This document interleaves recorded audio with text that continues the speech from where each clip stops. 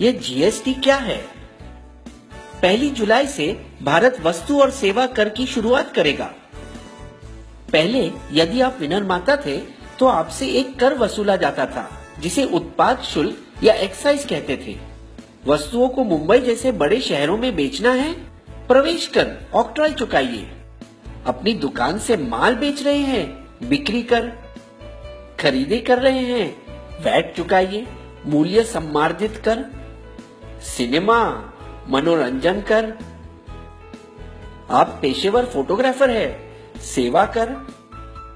अपना मकान किराए पर उठा रहे हैं, फिर से सेवा कर। किसी चीज का आयात कर रहे हैं, सीमा शुल्क। विदेशी गाड़ी खरीद रहे हैं, विलासिता कर। कर कर कर।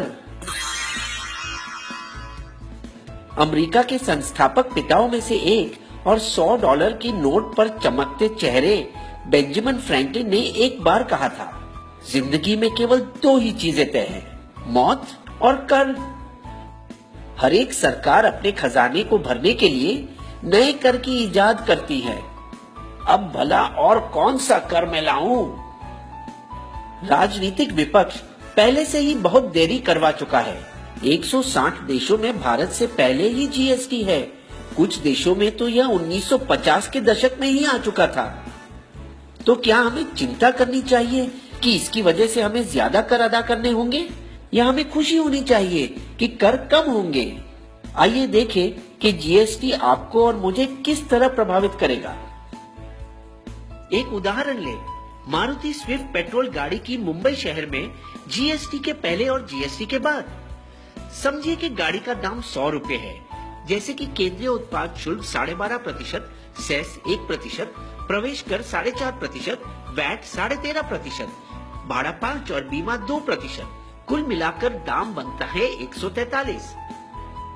अब देखिए जीएसटी के बाद वाली दुनिया में भाड़ा 5 और बीमा 2% तो रहेगा, और फिर होगा एक ही टैक्स जीएसटी, जिसे जोड़कर दाम बनता है 139, यानी 4% सस्ता। दिल्ली राज्य के अलग करों के वजह से यह दाम बढ़ेगा। 85 वस्तुओं 1211 में से फल, सब्जी, गुड़, अनाज और दूध पर कोई कर नहीं। जीएसटी को 4 वर्गों में अलग किया गया।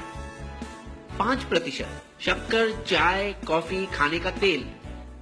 12% मक्खन, मोबाइल फोन, प्रेशर कुकर।